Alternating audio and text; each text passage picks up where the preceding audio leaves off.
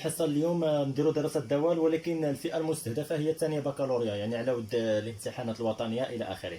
وغادي نشوفوا برنامج بالنسبه للجذع مشترك بالنسبه للاولى بكالوريا، يعني هي لا باز ديال هادشي. يعني بالنسبه لنا حنا اليوم غادي نراجعوا الاساسيات اللي غادي يحتاجوا بالنسبه للامتحان الوطني الثانيه بكالوريا. اذا اول شيء تغيرات داله لي فارياسيون دين فونكسيون. اذا فاش كنقولوا تغيرات كنعنيو بها حساب اف بريم دو اكس، حساب اف بريم دو اكس. الا لقينا اف بريم دو اكس موجبه على حسب مجموعه التعريف ديالها او على حسب المجال كنقولوا اف تزايديه. اذا اف بريم موجبه اف تزايديه، اف بريم سالبه اف تناقصيه. الا كنا ما عرفناش كنحلوا المعادله اف بريم الاكس كتساوي صفر، وهذه هي اللي كتسمى مطارف داله. والمطارف هي القيمه القصوى او القيمه الدنيا. بحالاش؟ بحال فاش كيكون عندنا واحد الجدول، جدول تغيرات مثلا على هذا الشكل.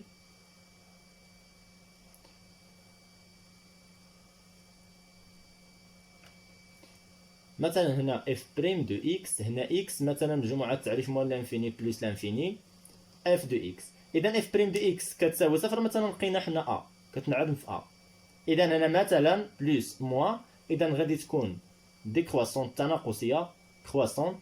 اذا هذه قيمه دنيا، وإلا كانت زائد ناقص غادي تكون قيمه قصوى. اذا هادو هما المطارف، وهي فاش كتنعدم المشتقه الاولى. اذا هادو كنحتاجهم دايما بالنسبه للامتحان الوطني وبالنسبه لجميع الدول. الوغ دابا ندوزو العمليه الثانيه، هي الوضع النسبي ل سي ال اف ومستقيم دلتا ديال معادله y كيساوي ax بلس b. اذا بوزيسيون غولاتيف دو سي دو اف اي دلتا ديكواسيون y est égal à x بلس b. اذا هنا دائما كنلجؤوا نحسبوا اف ل x ناقص y. الا لقينا اف ل x ناقص y موجب كنقولوا سي ل اف فوق المستقيم دلتا. إذا لقينا اف ل x ناقص y أصغر من صفر نقول أن سي دو اف تحت المستقيم دلتا. إلا ما عرفناش كنحلو المعادلة اف دو x موان y est égal 0، وهذه كتسمى نقطة تقاطع سي دو اف ومستقيم دلتا.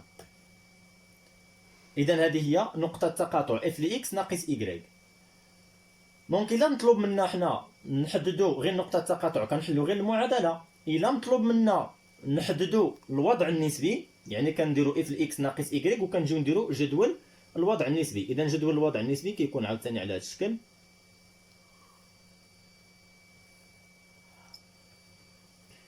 إذا x هنا دومين دو ديفينيسيون باغ اكزومبل موان لانفيني بلس لانفيني. هنا اف دو x موان y، هنا كنكتبو الوضع النسبي او بيان بوزيسيون غولاتيف. مثلا حنا فاش درنا اف ل x ناقص y لقيناها كتنعدم في واحد العدد b. باغ اكزومبل هنا بلس هنا موان. اذا هنا اف دو b. اذا هاد b اف دو b هي نقطة تقاطع بوان دانترسيكسيون دو سي دو اف اي دغوات ديتا.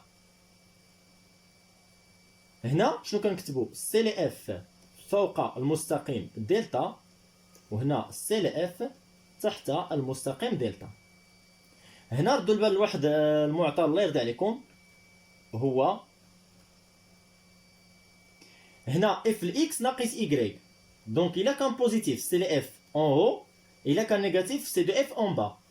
بارفوا كيعطيو في ليكزامان ماشي اف ل x ناقص y، كيعطوك y ناقص اف ل x.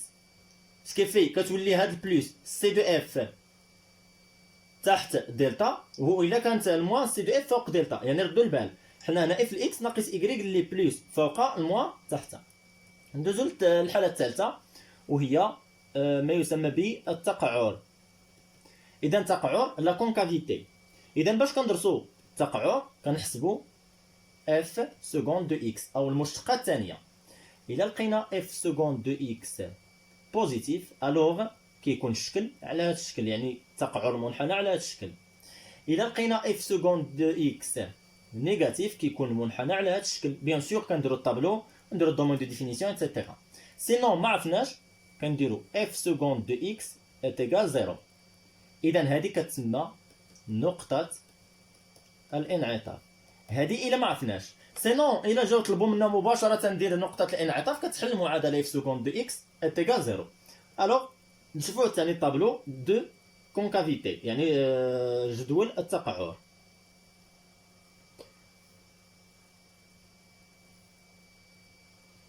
دائما هنا الدومين دو ديفينيسيون ناخدو باغ اكزومبل حنا موان لانفيني بلس لانفيني اف سكوند دو اكس كونكافيتي، اذا تقعر سي دو اف لا كونكافيتي دو سي دو اف.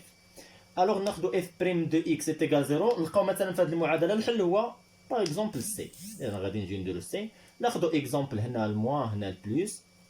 الوغ هنا غادي يكون الشكل هكا، البلوس كيكون هذا هو الشكل ديالو والموا هذا هو الشكل ديالو. الوغ هنا اف دو سي اللي كتسمى بوان دانفليكسيون، سي اف دو سي هي نقطة الانعطاف او بوان دانفليكسيون. الوغ نزيدو 4 نشوفو مثلا معادلة المماس في باغ اكزومبل اكس صفر. اذا ليكواسيون دي طونجونت في اكس صفر، اذا كنديرو تي دو بوان y est égal f prime de x0 facteur x moins x0 plus f x صفر. اذا f prime x صفر يا اما كنلقاوه هو العدد المشتق بقابلية الاشتقاق، يا اما كنعوضو هذا العدد في المشتقة و f x صفر الصورة. اذا هذه معادلة مماس. الوغ من بعد هذا معادلة المماس نشوفو مثلا تقاطع سيل اف مع بعض المحاور. اذا الا قال لك حدد النقطات ولا نقط تقاطع السيل اف مع بعض المحاور، مثلا مع محور الافاصيل لاكس دي زابسيس، اذا نحل المعادله اف. الوغ قلنا نحل المعادله اف لاكس كتساوي صفر. ناخذ باغ اكزومبل الى اف دو اكس تساوي صفر، مثلا لقينا اكس كتساوي مثلا عدد دي، اذا نقطه التقاطع هي دي صفر. لقينا جوج الحلول كنديرو داك الحل صفر، ضروري تقاطع مع محور الافاصيل هنا ضروري خصها تكون صفر. تقاطع مع محور الاراتيب، اذا تقاطع مع محور الاراتيب عاوتاني دائما هو هنا صفر، اذا تقاطع مع محور الاراتيب دائما هنا صفر، وهنا كنحسبوا غير الصوره ديال صفر، اذا اف لصفر. مع اي مستقيم، مع مستقيم دلتا دي المعادله y اتيكال ax بلس b، اذا نحل المعادله f دو x موان y اتيكال 0 هي اللي درنا قبلات في نقطه التقاطع. نشوفوا دابا حاجه اخرى، الا جاو قالوا لنا بين، يعني مبرهنات او ما تسمى بمبرهنات القيم الوسطيه، بين ان المعادله f ل x تساوي صفر تقبل حلا وحيدا الفا مثلا محصور بين b و a. اذا كاين فرق ما بين تقبل حلا وحيدا وحلا على الاقل.